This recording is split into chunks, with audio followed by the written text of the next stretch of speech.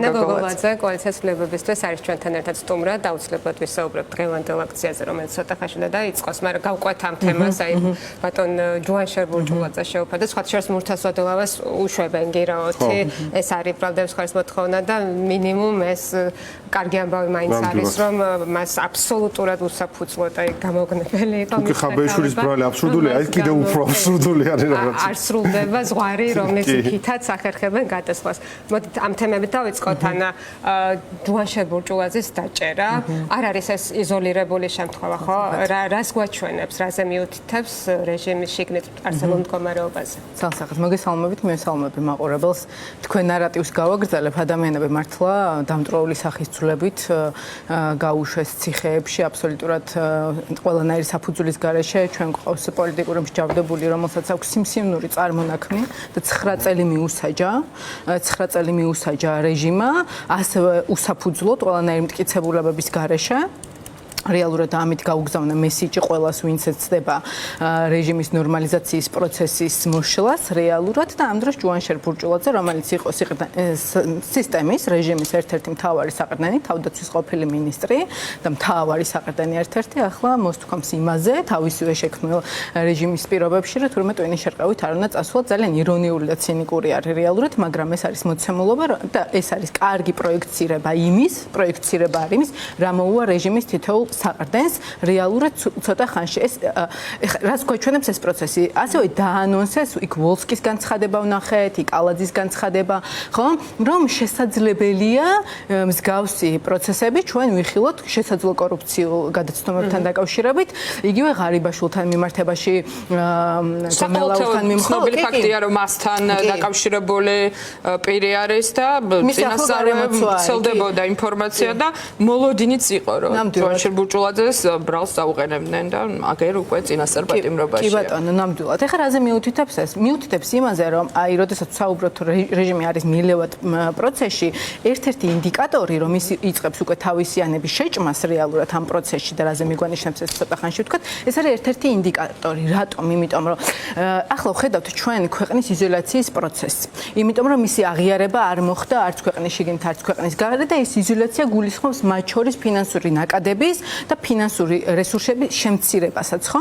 ახლა უკვე ერთმანეთში მიმდინარეობს ბრძოლა და ჩვენ ხედავთ ახლა ეს გავრცელებული ყველა მიცის რა არის ამის ქვემესიჯი და ქვემიზეზი რეალურად რატომ დაიჭირეს ჯუან შერბურჯულაძე, რატო იყო რიჟვაძის საქმესთან, რატომ მოხდა ის, რატომაც მოხდა, რომ იგივე დავებოდნენ ყველაზე კორუმპირებულ მერს კახიკალაძეს, ასაკ ფულების მიტანის, ხო, მოპარული ფულების მიტანის ამბავი არის რეალურად და ამ შეზღუდული ფინანსური რესურსების პირობებში ისინი იწყებენ უკვე ამ შეზღუდული რესურსების ერთმანეთისთვის წართმევას და იმის კალკულაციაში არიან ახლა ვინ რამდენი შეჭამა და ეს ფული უნდა მიიტანონ ბიძინა ივანიშვილთან, ხომ? აი ამ პროცესს ხედავთ ჩვენ და ეს პროცესი რეალურად არის რეჟიმის რყევის პროცესი. უბრალოდ აქ ძალიან მნიშვნელოვანია რომ მანამ სანამ რეჟიმი იქნება თვით დესტრუქციის პროცესში, ხო ეს არ დამთავრდება, ბუნებრივია. ღარიბაშვილს მიადგებიან, რომელიც ითვლებოდა ივანიშვილის ახლო გარემოცვა და მისი კაცი იყო, ხო ასე ვიცნობთ ყველა საყრდენი იყო გომელაური პირადი დაცვა, ნამდვილად პირადი დაცვის სახელით არის ცნობილი და შესაბამისად აი ეს საყრდენები რომ მოიშალა ბიძინა ივანიშვილმა, ახლა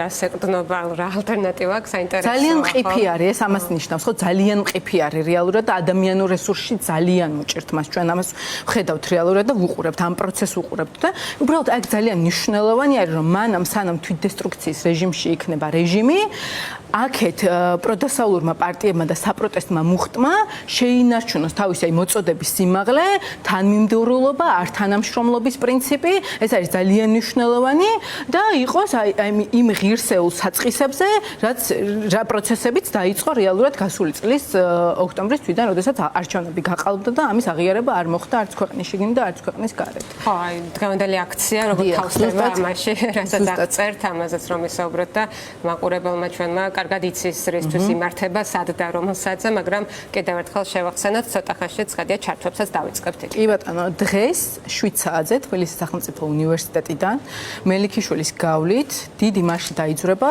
და წავა რუსთაველზე მელიქიშვილის გავლით, სადაც იკადრა კორუმპირებულმა, ძალიან კორუმპირებულმა მერმა კახიკალაძემ. კი ბატონო, ხო ეს პროვოკაციული იყო მისი მხრიდან, ხო, ცალსახად, მაგრამ მიიღო ის, რომ იქ უკვე პროტესტის მეორე კერა გაჩნდა მელიქიშვილზე, ესე ძალიან მნიშვნელოვანია რუსთაველთან ერთად. დიდი მარში დაიძვრება რუსთაველის მიმართულებით და რა არის ახლა ამ მარშის მთავარი მოწოდება, ხომ? რომ აქ ძალიან მნიშვნელოვანია, რომ 31 აგვისტოს იყო ის თარიღი, როდესაც საქართველოს ეგრეთ წოდებულ მთავრობას, არაღიარებულ მთავრობას ქონდა მიცემული ბოლოვა და რომ უნდა შეესრულებინა გარკვეული პირობები, რომელიც ითვალისწინებდა პოლიტპატიმრების გათავისუფლებას, სამართლიან სასამართლოს, კორუფციის აღმოფხვრას ქვეყანაში და ყველა იმ მანკიერების აღმოფხვრას ერთის მხრივ, რაზეც დგას რეჟიმი და მეორეს მხრივ, რითაც რეჟიმი ძირს უთხრის ამ ქვეყნის მოქალაქეების კეთილდღეობას და ღირსეულ ცხოვრებას და პოლიტიკურ, სოციალურ თუ ეკონომიკურ თავისუფლებას. ეს არის ძალიან მნიშვნელოვანი, მაგრამ ბუნებრივია, რომ ეს რეჟიმი არ შეასრულებდა ამ პირობების შესრულებდა, ნიშნავდა მათი მმართველობის დასრულებას და შესაბამისად ჩვენ უკვე ვართ უვიზო მიმოსვლის შენარჩუნება არ შენარჩუნების ზღვარზე, ხო? და ეს უვიზო რეჟიმი მარტო ის კი არ არის, რომ ბიუროკრატიის გარეშე ადამიანები მოგზაურობენ პირობითად და მოსახლეობას მინდა შევახსენო 2017 წელს მიიღო საქართველოს უვიზო მიმოსვლის კი შეღავათი, ასე ვთქვათ. მართლაც საინტერესოა, რამდენი შემთხვევა გახსენდება თქვენ, ანა, როცა ჟურნალისტურ გამოძიებაში გვაჩვენეს ჩვენ გამდიდრება, მაგალითად, ქართული ოცნების ყოფილი მინისტრების და რა გზავნილია თქვენი აზრით ეს სხვებისთვის? სულ ბოლოს გავიხსენებ. რეალურად ამ რეჟიმის ერთ-ერთი მახასიათებელი და ვთქვი, რომ რამოდენიმე საყრდენზე დგას, ხო, რეალურად ერთ-ერთი არის კორუფცია, კორუფციაში ჩაფლუ ყველა, ვინც ამ სისტემას ემსახურებოდა დაწყებული რიგითი დამთავრებული მაღალი რაღაც ეშელონის პოლიტიკური რაღაცა პლატფორმის ხო მინისტრის დონე დამთავრებული ყველა კორუფციაში ყავდა ჩართული და მე ამით მართავდა ხო მის მორჩილებაში მყოფ პოლიტიკურ ფიგურებს ესე ვთქვათ აი სულ ბოლო მაგალითს გავიხსენებ ყველაფერს თავი დავანებოთ ბოლო არასამთავრობო ორგანიზაციის კვლევა იყო ერთ-ერთი არასამთავრობო ორგანიზაციის საერთაშორისო გამჭვირვალობის თუ არ ვცდები 16 მილიონის ფულადი საჩუქარი მიიღეს გასული წლის განმავლობაში ქართული ოცნების მოსამართლეებმა, მინისტრებმა, მინისტრის მოადგილეებმა და დეპუტატებმა მშობლებისგან. ეხლა წარმოიდგინეთ მოცემულობა არის ესეთი, რომ 16 მილიონს ამ კონკრეტულ ქართული ოცნების მაღალჩინოსნებს ჩუქნიან მშობლები და აქეთ გვაქვს მეორე საქართველო, სადაც მშობლები და შვილები აბსოლუტურ განუკითხაობაში შიმშილობენ. ხო, საქართველოში ყოველი მეხუთე ბავშვი შიმშილობს და ყოველი მესამე ბავშვი სიღარიბის ზღვარს მიღმა არის რეალურად და ამ დროს თურმე არსებობს ერთი კასტა, ბიძინა ივანიშვილის მორჩილებაში მყოფი, რომელიც მხოლოდ მშობლებისგან საჩუქრად იღებს 16 მილიონს. აი ამაზე მეტი ახლა ვინმეს დანახვათ უარ უნდა ვერაფერს ვერ დაინახავს ამ ქვეყანაში, ხო? და ეს ერთი პატარა ინდიკატორით და კვლევად და დეკლარაციებით, ყველაფერს თავი დეკლარაციების იქით რამდენი რამე აქვს გადამალული კიდე ჯუანშევ ბურჭულაძის არ იყოს, ხო, რომელიც დეკლარაციაში არ იყო შეტანილი. მილიონობით ქონება იქნება, კი. მხოლოდ ნაჩუქარი 16 მილიონი და შესაბამისად თუ ვინმეს დანახვა არ უნდა ქვეყანაში რა ხდება არ ვიცი ეს ძალით მიზანმიმართულად პროპაგანდის შედეგია თუ ასე შემდეგ ხა ძალიან რთულია იმ ადამიანებს აი მძიმე მოსწმულობაში და კრიზისში სადაც 80% აღიარებს რომ კრიზისში არის ქვეყანა და ყოველდღიურად უსამართლობა დუხს ამ ქვეყანაში არ ვიცი მე არ მახსენდება იმ დროს ვფიქრობდი დღე როდესაც არ გამეგო უსამართლო დაკავების შესახებ ბრალის შესახებ ადამიანების ცემის შესახებ ხო ბოლო ერთი წლის განმავლობაში ვართ ამ პირობებში შესაბამისად ეს რისი ჩვენებელი არის ერთ ძალიან კარგ რაღაცაზე მიუთითებს რეალურად ხომ რომელიც ჩვენ ძალიან გუნავს რეალურად ერთი წლის განმავლობაში ამ საგიჟეთში ცხოვრება ამ უსამართლობაში ცხოვრება ძალიან რთულია და რაღაცა პერიოდში ვფიქრობთ რომ აი სად უნდა დამთავრდეს ან ხო არ დავნებდეთ ახლა მაგრამ მეორეს მხრივ ძლიერ ხელისუფალს ლეგიტიმურ ხელისუფალს აღიარებულ ხელისუფალს ხომ მსგავსი პოზიციონირება საკუთარ მოქალაქეებთან ხო არ სჭირდება ყოველდღიური ჩაგურის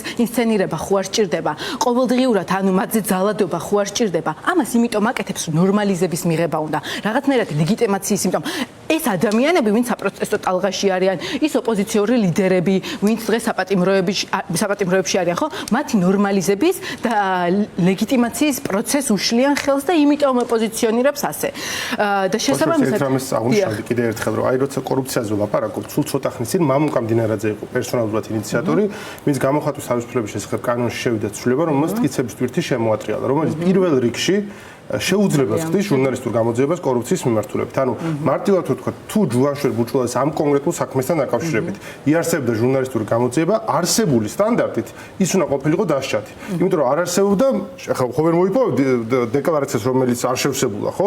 მარტივად რო ვთქვათ.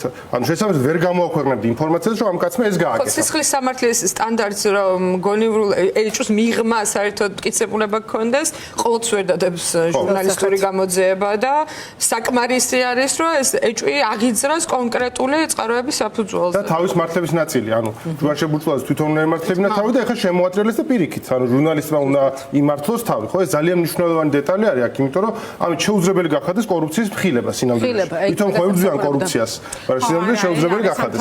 გამჭრელობაც ახსენა ანამ, რომელმაც გამოქვეყნა რაღაც კორუფციის შემთხვევის შესახებ და მასაც ისიც რა დღეში არიან ესენჯეობიც, ესაც ვიცით, ხო? მასე რომ ერთი დიდი სურათის. კი, ყველა ვინც ამ ქვეყანაში ოპოზიციური პარტიები და ან პოლიტიკური პარტიები დამთავრებული, მედიით გაგრძელებული არასამთავრობო ორგანიზაციები, ვისაც მამხილების როლი ქონდა რეალურად, ხო?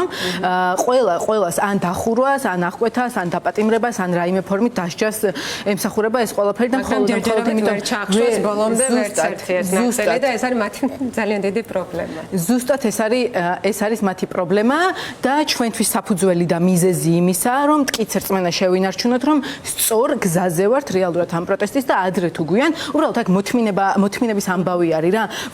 ეს არის გამძლეობის ბრძოლაში ვართ რეალურად და ეს უნდა გვახსოვდეს პირველ რიგში მე ჩემ თავს შემოუძახებ ხომ რომ ეს აუცილებლად უნდა გვახსოვდეს აემდენი უსამართლობის ფონზე რომ ეს არის გამძლეობის ბრძოლა. გამძლეობის ბრძოლა და რაც შეეხება დღევანდელ აქციას ეს დავამთავროთ რეალურად რომ დღევანდელი აქცია არის ერთგვარი მანიფესტაცია და კიდევ ერთხელ რეჟიმისთვის იმის შეხსენება რომ ამ ქვეყანაში ძალიან ბევრია ისეთი ადამიანი რომელიც არ დათმობს იმ საჯარო და საყოველთაო სიკეთეებს რასაც ქვია მაგალითად პირობითად უვიზო რეჟიმი მაგრამ რომ განვაზოგადოთ ეს არის ჩვენი ინტეგრაცია დასავლეთთან და ჩვენი ინტეგრაცია რომ ვიყოთ მსოფლიო ბაზრის პოლიტიკის და ეკონომიკის ნაწილი და შესაბამისად გავაკეთებთ ყველაფერს იმისათვის რომ რეჟიმი ამ ქვეყანაში დარჩენდეს მაგრამ შევინარჩუნოთ ის შვიცარიაზე დაიწყება შეკრება და მოგვიანებით იქნება მსვლელობაც უკვე რუსთაველისკენ